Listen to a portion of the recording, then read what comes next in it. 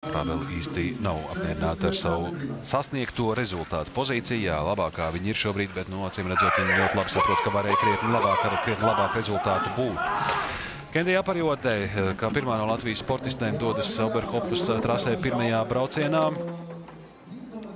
7:71 ir startā, un tas ir 5. labākais laiks no 7 sportistēm tieši startā. Kendijai Aparjodē 5 sekundes simtais atpaliek no Merlis Frābeles sasniegtā rezultātā starpfinišo. Šeit nokļūdās Kendija Aparjodē, diemžēl.